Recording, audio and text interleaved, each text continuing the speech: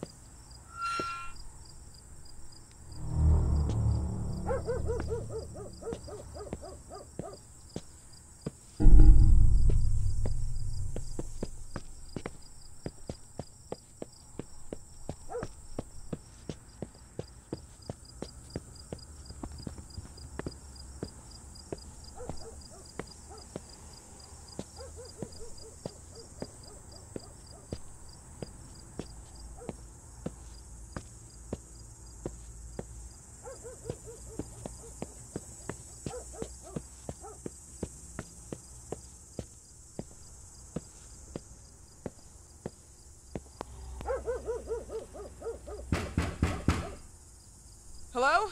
The gate was open. Are you there? Hello? Is anyone there?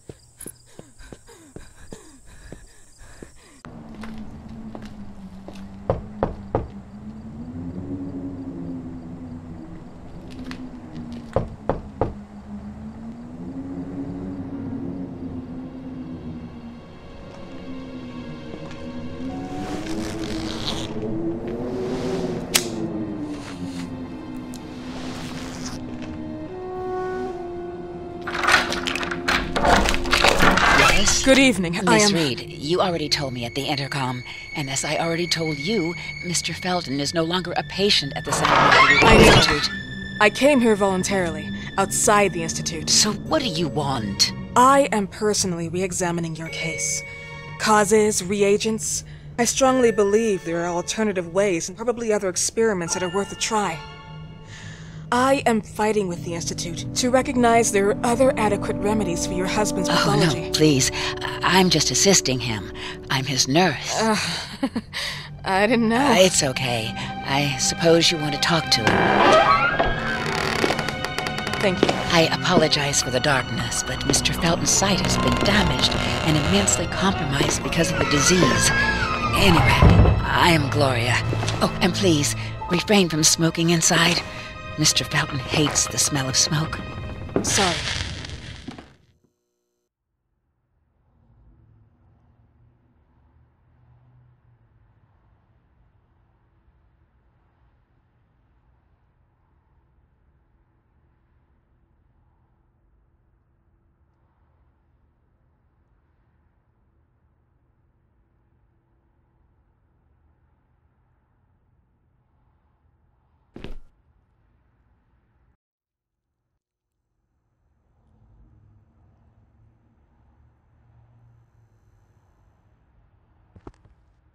Please, this way. Bad habit. Smoking? Yes, such a shame. You should quit. You have no idea how bad this is for you. Not only for your health, but it's also very expensive. Money and time wasted. I have so much to do every day. I couldn't waste time with such a bad habit. Do you assist Mr. Felton all day? Oh no, from midday to 8 p.m. Then I go back home. I live near here. If needed, he can contact me with a pager, but that's not often.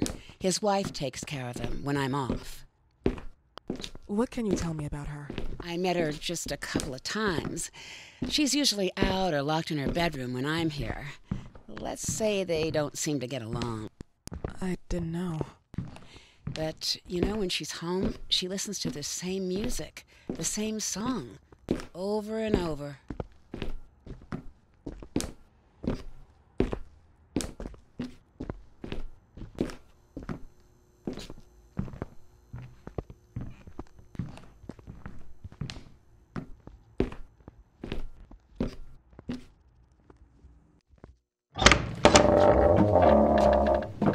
This way, please. Mr. Felton will be here in a few minutes. Okay.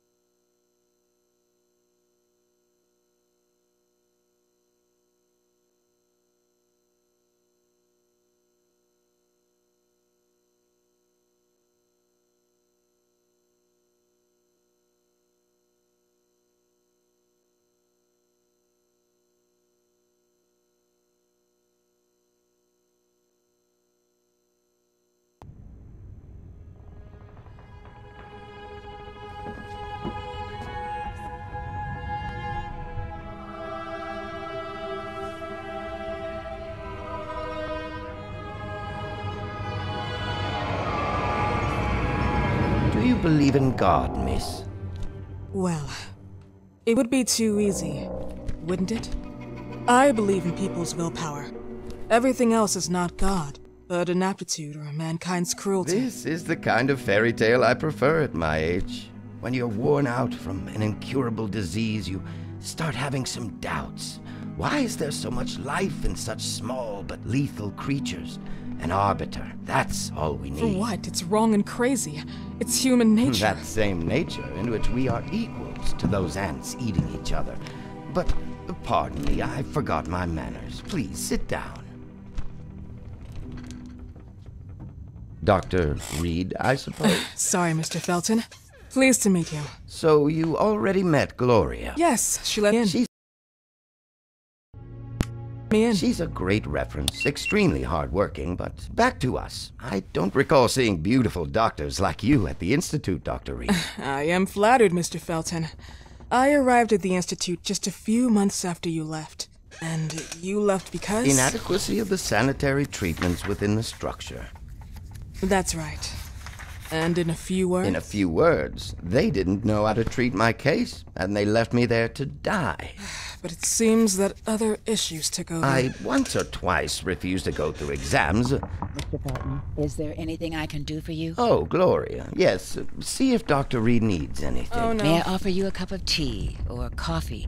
Espresso? No, thank you. As you wish. How about you, Mr. Felton? No, thank you. I'll keep entertaining our guest. You can go now. You're diagnosed? 1958? Yes, indicatively. Some friends and I contracted the disease while traveling to Egypt, and it got worse. In addition to the disease, the first exam showed some inconsistency. Some hormonal deficiency? Overdose of non-prescribed drugs, opiates, phenoxyl?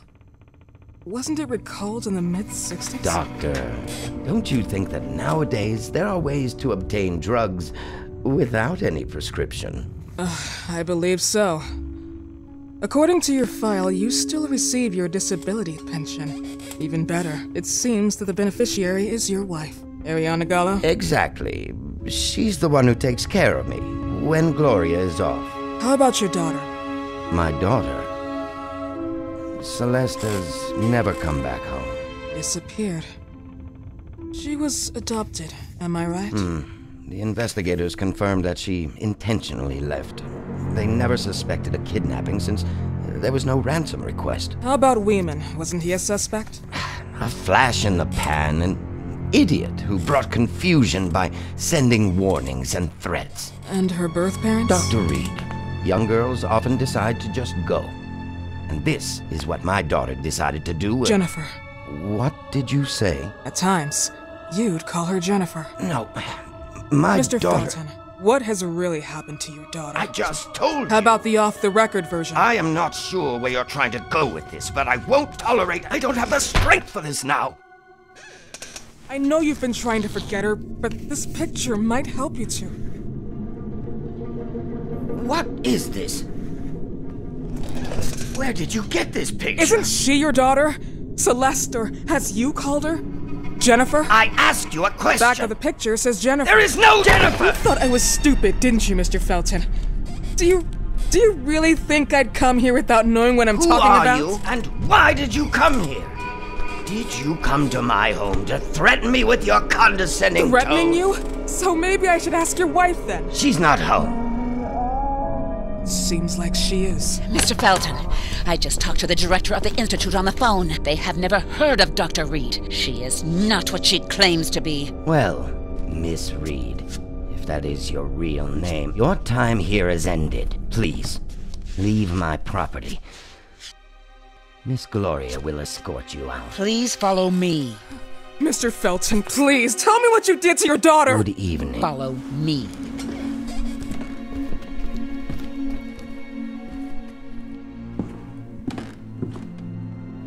Mr. Felton,